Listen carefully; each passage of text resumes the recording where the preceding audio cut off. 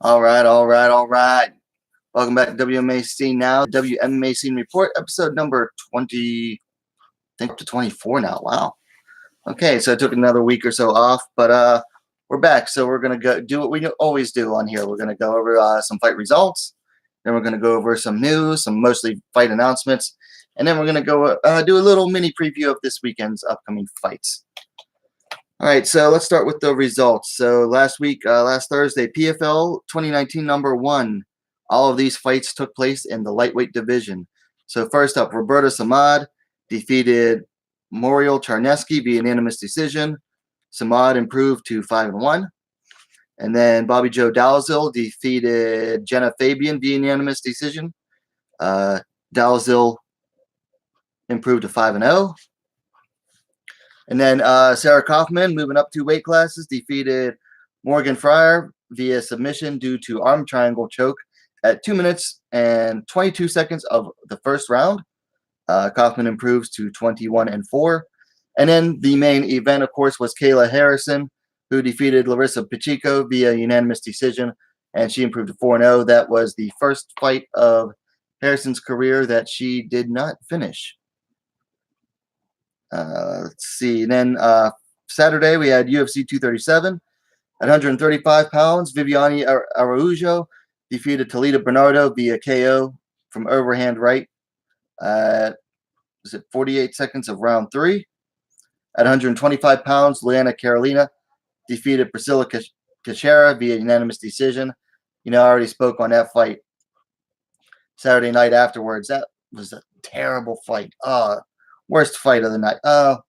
Worst of the ladies. I don't know if it was the worst fight of the night. I only paid attention to like half the fights. Now, on the other hand, the fight before that, Viviane Araujo, that girl can strike. And she can throw punches. She can hit. Or at least she can throw power at 135. And she's got some great, good, solid fundamentals too, which is very rare to see. I'm looking forward to more of her in the UFC. I remember I actually watched a fight of hers versus Emi Fujino in Pancrase. She couldn't put away Fujino. Well, she got to finish. The doctor stopped it because Fujino's eye was so swollen, but she didn't get a knockout or anything there. So yeah, looking forward to what more she has to offer. At 135, main card opener, Irene Aldana defeated Bethe Correia via submission due to armbar at 3 minutes 24 seconds of round 3. I had Aldana down on the scorecards after that. I thought she took the first round, lost the second, and then she was in danger of losing the third round. And then Bethe Correia just had a brain fart, went for a takedown. She didn't have to. And Aldana was able to, take advantage of a bad takedown attempt and get the armbar. So good for Irene Aldana. And then finally, of course, everyone knows about this by now. Main event, 115-pound title fight. Jessica Andrade defeated Rose Namajunas via KO due to slam. 2 minutes, 58 seconds of round number 2. Still can't get over that finish. That was amazing to watch live, and I've watched the GIF of that finish. I don't know how many times now, a few dozen at least. It was something else. I don't think that now, of course, a lot of people are totally trying to discredit Jessica Andrade every which way possible, which I think is ridiculous. They're saying, oh, she only did it because of strength. She does that every fight. It's her go-to takedown to that slam. What else are saying? Oh, she's a steroid head. She's never been caught, and she's actually one of the most tested fighters in her division. What else are they trying to say? Then there's the whole, she tapped out when she was picking Rose up. Come on now. I've watched it. What is she tapping to? What is she submitting to? Nothing. She was readjusting her hands. That might be the worst conspiracy theory out of this whole thing, is that she somehow had Rose on her shoulders, readjusting her hands, and then she tapped out or something. Get the fuck out of here, guys. I mean, come on. That's really what I want to say to some of these people. Like, listen, all you fanboys out there, take the stick out of your butt, okay? Get over it. I know your butt hurt. Your favorite fighter lost. Get over it, okay? Fighters lose. And that's all I'm going to say about that here, because I'm saving more of that for another video. Let's see. Oh, LFA 66 at 125 pounds. Lisa Malden defeated Caitlin Neal via split decision. Malden improved to 4-0. And then at deep 89th Impact, Mizuki Furuse defeated Tomoko Hida at 100 via unanimous decision. That was at 108 pounds. Furuse came in at 5-6. Hida came in and was 0-1. As a mismatch, obviously. And so that's it for all the fights from this past weekend, going all the way back to Thursday to include PFL.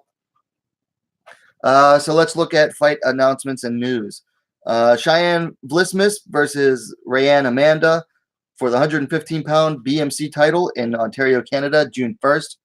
I never heard of BMC, but I follow Cheyenne Vlismus on Instagram. So, you know, she was an Invicta veteran, and then she was supposed to compete for the, was it EFC title in Africa, and had to pull out.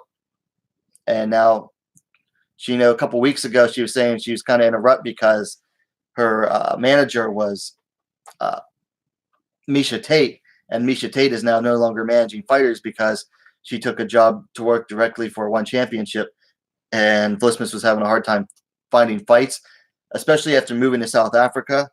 So good for her finding a fight. Let's see. Bellator 222, June 14th at Madison Square Garden, New York City. They have announced Heather Hardy, who is 2-1, is taking on Taylor Turner, 3-5. This is a total setup fight for Heather Hardy. Turner's last win was against I can't even think of the girl. It's the girl who was supposed to fight Valerie Lareda in Bellator, but the commission said that the girl's amateur record was so bad they wouldn't approve her fight license to become a pro. Well, apparently somebody managed to get her licensed, and that's who Turner beat in her last fight. Of course, Heather Hardy is coming off a absolutely boring win over Anna Houliton. That was like way last spring. So she hasn't fought MMA in a while. She went back to boxing for 1 or 2 fights. What else? Oh, UFC on ESPN3. It's June 29th in Minneapolis. At 125 pounds, Emily Whitmire, 4-2, will be taking on Amanda Ribas, who is 6-1. Now, I want to say that Amanda Ribas, I think she was the girl who got busted for Osterine before she could even make her debut. And now I think her punishment got shortened a bit. That might be her. I can't remember. Let's see. Road FC announced a couple fights for their Road FC 54. That's June 15th in Wonju, South Korea. There's a minus 60 kilogram catch weight, so that's like 130 pounds. Suyeon Hong versus Hajan Park. Both are making their professional debuts. And then I'm way more excited for at atom weight, John Un Park, 4-6-1 versus Yuri Shim, 5-2. I think this is a fight that's been a long time in the making. I've covered both of these fighters on this channel. I've reviewed some of their fights. Park is on, I think, a 3-fight skid, whereas Shim, I believe, is on a 3-fight streak. And if Yuri Shim wins this, I think she could be the next to challenge Sahi Ham for the Road FC atomweight title. What else in the news? Satoko Shinashi, 37-3-2, is booked to fight Madoka Ishibashi, a.k.a. Madeline, who is 1-4, and that's at Deep 90th Impact, 29 June. It's a gimme fight for Shinashi. She really only takes gimme fights anymore. I mean, of course, she is like, I think, 41. And that fight is at, like, I think it's at 97 pounds. So you're talking subatomic weight. I don't even know what they call that weight class in Japan. And then kicking it finally, 115 pounds. Oh, 2 fights announced for UFC Sacramento. First at 115 pounds, Cynthia Calvillo versus Livia Hanata Souza. So Calvillo is coming back off of her first win back from suspension due to marijuana usage. And then Livia Souza is coming off a win over Astro Girl Alex Chambers. First round submission, I believe. And then at 135 pounds, the return of Nico Montano, moving up a weight class, the former UFC flyweight champion, the inaugural flyweight champion for all of the one fight that her reign lasted. And she is taking on the returning Sarah McMahon, who is coming back from pregnancy. Now, McMahon did compete at Quintet in Japan a few weeks ago. She did okay. I think she was like 1-1 or 1-2 in her matches there. Can't really remember very well. And then finally, at July 13th, UFC San Antonio. Or I'm sorry, no, July 20th is UFC San Antonio at 125 pounds. Liz Carmouche is taking on Roxanne Modafferi.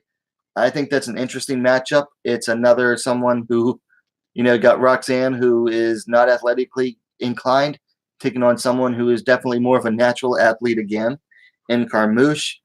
I'm going to take an early pick on this one, and I'm going to say Modafferi wins this. I think Carmouche has lost a step, and she was never great to begin with or anything. But I think Carmouche has lost a step, and I think Modafferi is going to beat her, especially now that Modafferi has finally discovered at 35 years old, 35 or 36, she's finally discovered, good strength and conditioning training. So that's it for the news, which takes us to this coming weekend. Let's see. Oh, no, I'm sorry. Before we get to this weekend, Invicta 35 was announced. I did a separate video on it, but we'll go over that real quick. 115 pounds, Valerie Wong versus Jenny Agutin. Both are making their pro debuts. Excuse me. At 105 pounds, Loma Lookboonmee returning to the Invicta cage. She is 2-1. She is taking on Monique Adrienne Azevedo, who is 4-1. At 105 pounds again, we have Kelly D'Angelo, 3-2, taking on Jillian DeCourcy, 2-1. Moving all the way up to 135 pounds, we have Chelsea Chandler, 1-1, taking on Brittany Victoria, who is 3-0. Both of them are Invicta veterans as well. Then moving up to 145 pounds, Caitlin Young, 9-1, taking on Faith McMahon, 6-3. You might better know Faith McMahon as Faith Vanderwyn. She's since gotten married. And back down to 135 pounds, we have Katarina Lenner, 7-1. She hasn't fought, I believe, since she was on The Ultimate Fighter. She is taking on Lisa Spangler, who is undefeated at 3-0. Going back down to 115 pounds, big one here, Kanako Murata, 9-1, coming stateside for the first time from Japan. She is taking on Brazilian Liana Perozin, who is 7-2. Then down to 115 pounds for the co-main event, Alicia Zapatella, 5-0, taking on Viviana Pereira, 13-3. Pereira, of course, the UFC veteran. She is moving down to atomweight for the first time in her career, spent her entire career at strawweight before this. And for the main event, the finals of the 125-pound tournament to decide the next flyweight title challenger. It's a rematch from I thought it was last year. I believe it's actually 2017. Yeah, 2017, definitely. Deanna Bennett, 10-4-1, taking on Karina Rodriguez, who is 7-3. That can either be very good or very boring, depending on which Bennett shows up. Deanna Bennett used to be a very fun fighter to watch, and now she's gone straight up wall install, so it's not as exciting to watch, unfortunately. And then finally, Deep Jewels. I never mentioned this. I think they released the card a couple weeks ago. It's a small card this time. 108 pounds. Sae Kokuo 0-1 taking on Otoha Nagao, who is making her debut. At 97 pounds, Momoko Yamazaki 0-1 versus Ai Takei 1-1. 115 pounds, Izumi Noguchi 6-9-1 taking on Ayako Miyata 1-1.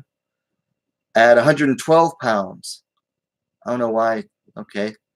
Nanaka Kawamura 2-3 taking on Mao, who is 1-2. I don't know why that's at 112 pounds. That's definitely Kawamura's biggest jump in weight classes. Then at 115 pounds, Mika Nagano 16-11-1 taking on Miki Motono, who is 1-0. And then I believe this is the main event. Emi Tomomatsu 14-14 taking on Emi Sato 4-3. So not the best card out of Deep Jewels by a long shot. I hope they put some more fighters on that, because otherwise that's just terrible. Okay, so that's it for the news and announcements. Moving on to this weekend. So One Championship Enter the Dragon is Friday morning. If you're stateside, you can catch it on the BR Live app, or you can watch it on the One Championship app if you have a VPN.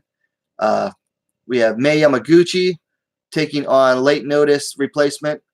Replacing Bo Meng is going to be, what's her name? One second here, guys.